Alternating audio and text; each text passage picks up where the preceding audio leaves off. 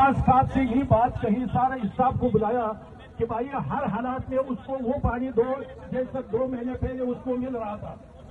तो आप देख रहे हैं न्यूज टीवी 74, खबर शामिल करते हैं। कराची में पानी की मुसलसल अदम फराहमी के खिलाफ वाटर बोर्ड एमडी सेक्रेटेरिएट के बाहर एहतजाजी मुजाहरा किया गया, जिसमें पार्लिमानी लीडर बल्दिया उज़्मा कराची असद अमान, चेयरमैन सलमान खान, हयात अखाखिल, दौलत खान, आसिम हैदर और दीगर मुंतखब नुमाइंदों ने शिरकत की। मुजाहिरीन ने पानी की फौरी फराहमी और मसले के मुस्तकिल हल का मुतालबा किया। बाद अज़ां असद अमान और सलाहुद्दीन की क़ियादत में चेयरमैन्स के वफ़द ने वाटर कॉरपोरेशन के chief executive officer Asadullah Khan से मुलाकात की। वफ़द ने मुख्तलिफ इलाकों में पानी की किल्लत, कम प्रेशर और पीने के पानी में गटर के पानी की आमेज़िश जैसे संगीन मसाइल पर तशवीश का इजहार किया।